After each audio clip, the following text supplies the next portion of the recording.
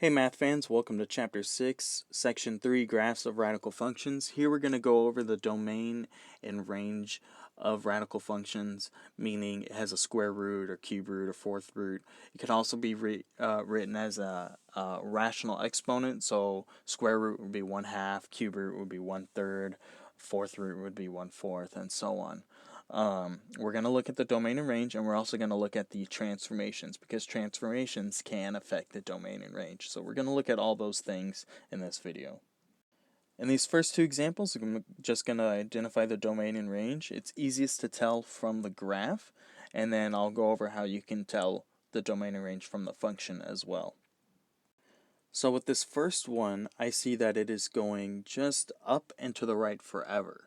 Okay, so that's going to affect my domain and range. I just need to know where it starts. It's starting at 3, 3, all right, which means it went right 3, and then it also went up 3 units. Okay, so I'll put up 3 in a different color. So domain moves left and right. So the domain is affected by this right 3, which means my domain is starting at 3 and then it's moving right forever. Okay, so I'm going to go to my domain and I'm going to write it in, let's do interval notation first. If it starts at 3 because it went right 3, that means it went 3 in a bracket, and if it's going right forever, parentheses, goes around the infinity symbol. You might also write the domain in, set builder notation, and use that kind of bracket, and you say x is in all real numbers such that x is greater than or equal to 3. You write greater than or equal to because you can touch the 3, just like you put that 3 in the bracket indicating you can touch the 3. Looking back at the range is going, range is up and down. This graph is going in the upward direction, so that means it's starting at 3 here on the y-axis, and then it's going up forever. So I'm actually going to write pretty much the same thing. I'll write 3 in a bracket to infinity, that's interval notation, and infinity is always in a parentheses.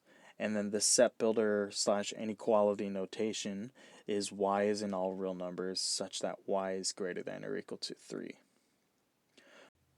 Alright, so next let's look at this second graph here. You can see that technically the starting point is at 0, 0, but it's going up and down forever. How do I know it's going up and down forever? Well, it's got arrows indicating that it's going to keep moving. And then it's going left and right. So I can tell from this graph alone that it's a domain of all real numbers and a range of all real numbers.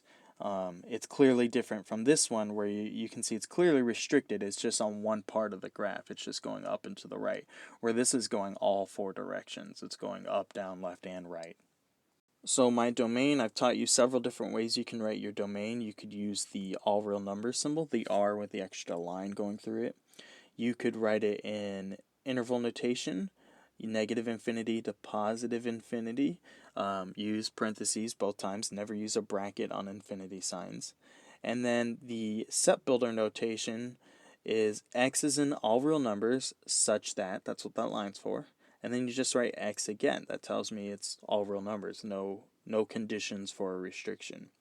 For the range, I'll just basically repeat that answer, all real numbers, and then negative infinity to positive infinity. Or I could say y is in all real numbers such that, and then just write the letter y for that set builder notation. Okay, so those are the answers just looking at it from the graph standpoint. What if I didn't give you a graph? Well, here are the functions. If I gave you the functions, you can still answer the question of domain and range just by looking at the function.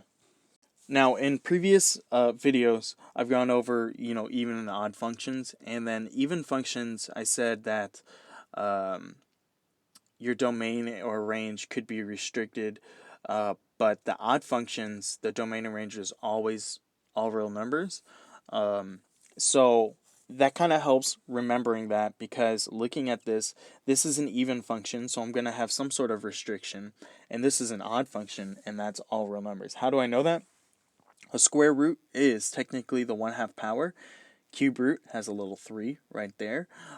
So yeah, odd number, no number, that means it's 2, that's an even number. So knowing that, I know that this negative and this 3 is technically not going to affect the domain and range, but I will point out the transformations just to do it. So the negative on the outside would make it reflect, and so that would mean your graph is going the opposite direction. So since it's all real numbers, going the opposite direction doesn't change anything. And then the 3 on the outside is a vertical stretch. Vertical stretches, horizontal stretch, compression, that never affects your domain and range. That just affects the appearance of the graph, but it doesn't affect where it'll start, kind of thing. It doesn't move it up, down, left, or right. The only time it'll affect the domain and range is if it goes up, down, left, or right. And if it's an odd function, even if it moves up, down, left, or right, it's still going to be all real numbers. Now, if it's an even function or an even root, like part A, then moving up, down, left, and right will affect it, but vertical stretches will not. But reflections could, but this one didn't reflect. So this one, the minus 3 is on the inside. Anytime you subtract on the inside, it goes to the right. So right 3, that tells me my domain is going to start 3 over. And then that plus 3 on the outside, that tells me it's going to go up 3. That tells me my range will start 3 up. Always assume that it starts at 0, 0. Okay, so that's kind of how I know to write 3 to infinity on domain and range. And then how do I know it's going to positive infinity and not negative infinity? By default, your function is going to be positive. The only way you'd have a negative function is if there was a negative out in front, and that would, of course, flip things. You could be moving towards negative infinity at that point for either the domain or the range, depending on where the negative is located. But yeah, since there's no negative, it's going to go up and to the right. Those are both positive directions. So yeah, kind of a long explanation on that. And then when in doubt, of course, graph it out. If I just give you a function, please, I encourage you to type it into your graphing calculator. If you don't have a graphing calculator, use Desmos.com. That's really good, or the Desmos app. So yeah, here are these. This is the next section. Describe the transformations. We've talked about transformations to some extent in every single chapter before this, but if you need it, I did put this on the notes. This is just a refresher over all the transformations. Feel free to pause it and screen cap whatever you want to do. The only one I'll really spend time on is that horizontal stuff. Horizontal, shrink, and stretch. I use stretch and compression. The textbook uses shrink. Remember, horizontal stuff is completely backwards. So if I want to horizontally translate something, I will, if I want to translate it to the right, I'll minus it on the inside. If I want to horizontally translate it to the left, then I'll plus it on the inside. And so if you're going to horizontally stretch, you're not going to multiply it by a big number. You're going to multiply it by a small number. So a horizontal stretch would be like this 1/2 right here. That'd be a horizontal stretch by a factor of 2. For some reason, you flip it when you say the factor. And then if you're going to horizontally shrink something, you're going to put a number bigger than 1 on the inside. So that one kind of always confuses people, so feel free to refer back to this chart. It's got some good examples on it as much as you need to. But yeah, hopefully these examples help as well. In these 3 examples, the parent function I give you are all square root functions. These are obviously square roots. Again, to the 1/2 power also means square root. So a lot of times kids make mistakes. They look at the exponent and then they say the exponent is part of their answer. They'll say, oh, it went up 1/2 or something like that. The exponents define your function type, so it's not going to affect your transformation, all right? So the things that will affect my transformations are the numbers adding or subtracting and the numbers multiplying, and then, of course, if there's any negatives here. So I'll take these one by one. So let's look at this, the x minus 3 and the plus 4. That minus 3 is on the inside, and so inside go left and right. So minus goes right, so I'm going to write right 3. Plus would go left. Adding on the outside goes up, and then minusing on the outside goes down. So this plus 4 is going to go up 4, all right? And that's all I'm looking for on that one right there. So this one has a negative on the outside. Negatives on the outside always make it reflect. If a negative's on, well, even if it's on the outside or inside, it's going to reflect. Negative on the outside is x-axis reflection. Negative on the inside is y-axis reflection. So this is clearly on the outside, so I'm going to say x-axis reflection. This 2 here, it's multiplying on the outside. So that's a vertical stretch or compression. So nothing's opposite about that. If it's bigger than 1, it'll stretch it. If it's smaller than 1, it'll compress it. So this is a vertical stretch. And then I just added on by a factor of 2. This minus 1 right here is on the inside. So minus goes to the right, plus goes to the left. So this minus is going to the right. So that's going to go right 1. And those are the 3 transformations for that example. For this last example right here, I have a 1/4 on the outside, so that's going to vertically stretch. So I say it's stretched by a factor of 1/4. This negative is on the inside, so that means it's going to reflect, but not on the x-axis. It's going to reflect it on the y-axis. And then that's actually it for that one. This exponent was 1/2, and like I said before, the exponent's just going to help define what type of function it is. This is a square root function. You see it's 1/2 in the other one, so it's not a transformation. So this last one only had 2 answers. Okay, so I have 2 answers, or 2 examples left. Basically, I'm going to tell you the transformations, and you're going to write the function, and then we're going to identify the domain and range too. Okay? So part A, let the graph of g be a horizontal shrink by a factor of 1/6, followed by a translation 3 units to the left of the graph of the cube root of x. Write a rule for g. Identify the domain and range too. Okay, so the first thing that was mentioned was this horizontal shrink by a factor of 1/6. So horizontal shrink is the same thing as horizontal compression. I just worded it the way the textbook uses it, but I prefer to say horizontal compression.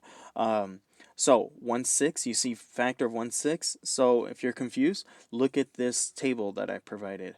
A shrink by factor of 1/3 means the example will be flipped. It'll be a whole number, 3/1, or just 3. So I'm going to use a whole number of 6, and I'm going to put that on the inside. So I'll say g of x equals the cube root of 6x. And that's just from that horizontal shrink by a factor, or horizontal compression by a factor of 1/6. The next thing it says is it's followed by a translation of 3 units to the left. So translate 3 units to the left means you're going to plus 3 on the inside. So I'm going to plus 3 on the inside. All right, that's my function. Now, see when it says write a rule for g, that means write a function for g. Identify the domain and range. Well, is this an even or an odd function? If it's an odd function, the answer is easy. It's always going to be all real numbers. If it's an even function, then you got to think about it a little bit more. But I know this is an odd function because it's got the little 3. It's a cube root. So my domain is all real numbers. My range is all real numbers. And so I wrote it in interval notation. And if it helps, I graphed it on Desmos, the function we wrote down, and you can see it's going up, down, left, and right, so that tells you it's all real numbers as well. Okay, example B, let the graph of g be a vertical shrink by a factor of 1/3, followed by a translation of 6 units to the right of the graph f of x equals square root of x. Write a rule for g, so write a function, identify the domain and range too. So yeah, vertical shrink, same thing as vertical compression. Translate 6 units to the right. Those are your 2 transformations that I'm giving you. So I'll start off with g of x equals, and then a vertical shrink is a vertical compression, and that's normal. So you just put that number on the outside. So I say 1/3 times the square root of x. And 6 units right means it's going to go left, you're going to go minus 6 on the inside. And so you just put a minus 6 and make sure it's still under that square root. So that's my answer for the function. How would I be able to tell the domain and range? Well, this is an even root. Square root is an even root. And all even roots start at 0, 0. I don't know if I said that earlier or not, but all even roots start at 0, 0. And then, whether they move up, down, left, or right will affect it. So, and a reflection could affect it as well. There's no reflection, and it moved right 6, so my domain will start 6 units over. So I say domain is 6 to infinity. The range is 0 to infinity because it didn't move up or down at all. The 1/3 just stretched the graph, it didn't move it up or down. Also, when in doubt, graph it out. I graphed 1/3 times the square root of x minus 6. You see it went over to the right 6. It's going to the right forever. It's going up forever from 0, the y value of 0. So that's going to wrap it up for this video. Thank you for watching, and I hope you learned something. Goodbye.